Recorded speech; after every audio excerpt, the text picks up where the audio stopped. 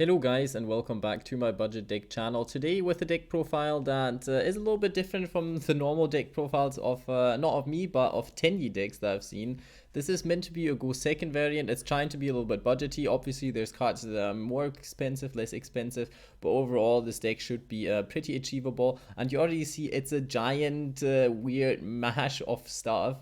But I'll go through the card choices. Hopefully you'll listen to that, and I'll explain why I run certain cards and what you could run instead. And there's a lot of things that you can do differently. Obviously I feel like that's a very experimental build. Wouldn't even say it's the best possible build or whatever, but I feel like it can surprise your opponent quite a lot, and it can work out quite nicely in my opinion. So starting out with double Nibiru, obviously if you want to play like with side deck and a competitive variant, then you probably should run one more in the side deck if you're playing against combo decks.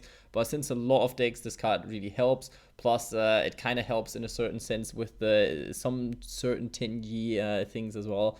I feel like this card does pretty well in the deck. Kind of hurts you a little bit in a sense of you won't be able to special summon your monsters that much from your hand, but that is yeah, that can be a problem, but you have enough normal summonable monsters that you could then link away and so on. So there's still room for this card. If you don't want to play Dark Rule no more, obviously is a card that you could play as well, but also it facilitates some kind of Dark Rebellion OTK technically if you want to.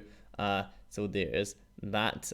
Double Gamma Seal, since the reprints, this card is fairly cheap, and there's a little spicy take in here that could make Gamma Seal be a game winner for you as well. Radiant, the multidimensional Kaiju, well, it's okay. The effect can come up quite well, but you can play any other kaiju as well. I tried to play the kaijus where the effect of them isn't super overwhelming, because like you see, I play the kaiju field spell at one. So if you actually give your opponent a kaiju with the thing, so they can't activate it during their turn, and you want to clear the kaiju then anyway. So I feel like that was kind of my thinking behind putting this card in. Double Pancratops helps you get rid of a lot of things, since this card tributes itself, no problems with the Tenyis there. Next up, double Humongous. It can help you on your side of the field. You want to be watching out with this a little bit, putting it on the opponent's side of the field. If you actually have the Kaiju spell life, and you will summon monsters in between that you don't want to be, well, kind of put the attack down a little bit, but that's not much of a problem usually, so this card usually works out fine as well. Triple the new Tenyi, the Dragon Anya, Aina, I can't really say that one, but it special summons a different one, so I feel like this card at 3 is quite nice. You can obviously play with the ratios a little bit if you're not super happy with that one. I ran triple Vishuda as well, because basically this is your bouncing card. This gets your Kaijus back to your hand, so I feel like this card can be quite neat. Triple Majesty's Fiend.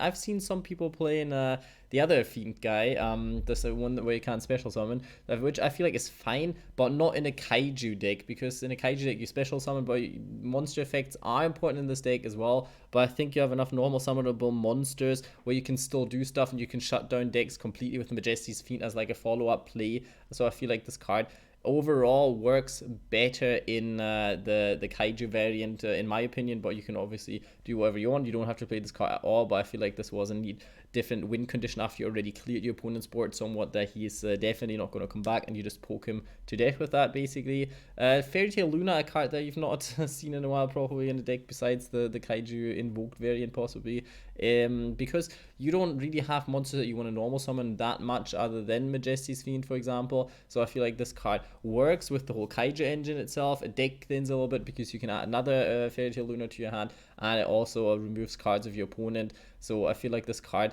actually does the trick in this deck. You can play any other kind of normal summonable engine as well, but since that is less than an engine but just another removal on normal summon, I felt this card fit the deck style quite well. Only decided to run one of the Nahata.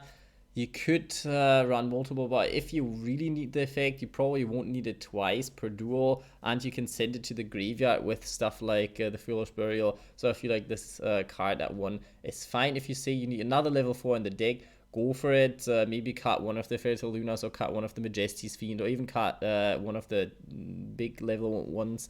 That's still fine if you want to. Double the Fire one. I feel like the Fire one can be quite neatish.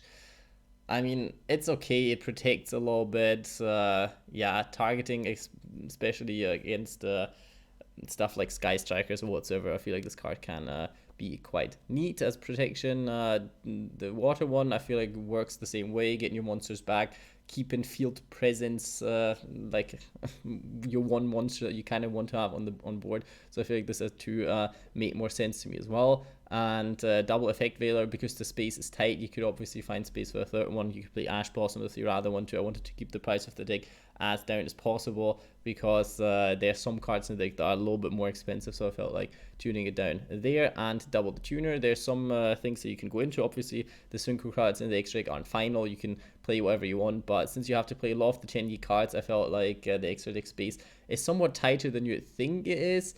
So in general, yeah, you could play it at 3, but I feel like at 2 it was just fine. Vessel for the Dragon Cycle, searching and basically sending card to the graveyard. If the setup is right, then that card can be super strong. Terraforming, well, I feel like since you play 2 different field spells, you should probably play one terraforming, so why not? Triple Interrupted Kaiju Slumber, getting rid of more boards than you think at the moment, because some people have more monster effect negates, and if your opponent happens to play Dawn, Drax, or whatever, just put a Kaiju on top of it, and then you can still Interrupted Kaiju Slumber, even if it seems like kind of a waste, but getting rid of the one spell trap card removal that your opponent has. Possibly he doesn't have any other form of protection for most of his monsters, then this is fine. Other than that, yeah, obviously get at least baits a negation and helps you search a Kaiju the turn after, so I feel like it's still a neat card at the moment. Double the field spell, it's not as important in this deck since it's not a go first variant, and I mean, it makes your non-effect monsters unaffected by monster effects, which can be quite nice. This is a thing by itself why I would play it. If it helps you to come back, but since you're not playing that many hand traps and this kind of stuff, yeah, not as helpful, the draw effect, because you either won't get it off or you probably won't get that much of an advantage off of it once your opponent is already in his next turn. But still, I felt like it's fine. And one Waterfront helps you search in Kaijus. You will send, since this is a link focus deck, send a few cards to the graveyard. Also, when you play Kaijus, opponent's cards will probably go to the graveyard as well. So I feel like this card is actually pretty good at 1. And if with Kaiju Slumber you give yourself a Gamma Seal, then yeah, Gamma Seal with a few counters is quite strong, because it's not once per turn and you have a solid negation on board with that one. A Scarlet Red Dragon Arcfiend for level 8. I think that's pretty nice if you don't want to go into the Tenyi one, which is, it's good, but it's not super good since it's an effect monster as well. Well, I mean, it's a little bit weird. But what are you gonna say? What are you gonna say? You can't change that. Still wanted to run it though because Tenyi, you know.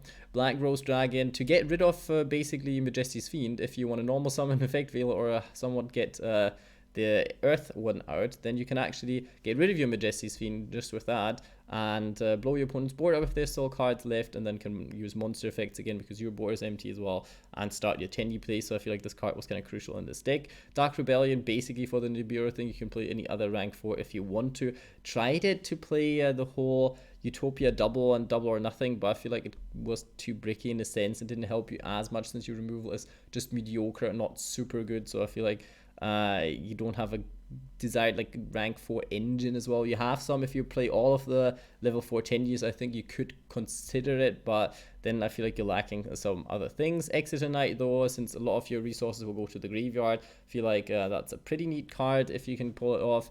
One Borlow Dragon, one of the cheaper link 4s that can actually help you go in second. Ball Sword is a thing that you could try if you want to. Fierce Ogre of Tenyi, the boss monster, obviously looks inspired by One Piece to me, but I guess a lot of people think that. One Master of the Tenyi, if that card's already out, I'm not sure. I checked with every other card they came out. I don't know if this card's out. It's quite a neat effect, but yeah, it helps go in second as well. So I feel like this card is kind of good by first turn. Like even in your first turn, if you go in second, it's not going to come up with super many destruction effects. But I feel like the card always at least gives you another option of clearing your opponent's board. One Shaman of the Tenyi, basically some kind of comeback ranking into your link 3, both of them. So I feel like it's kind of neat still. Double land for Incus because it's a non-effect monster. If you want to use the stepping stone with the non-effect monster in between, then you could play that. Obviously you only have to play 1, but I feel like 2 can come up, so I put 2 in. And triple Monk of the Tenyi, I feel like triple is kind of justified. You could play 2, but I feel like I actually did run out of them from time to time, so 3 it is for me. Hope you enjoyed this deck profile. Leave it a like if you liked it. If not, then tell me why, and at least tell me what the problem is, and not just say like this card sucks and don't say why it does suck. So yeah, we all know YouTube. Hope you have a good day, and subscribe for more budget content if you want to.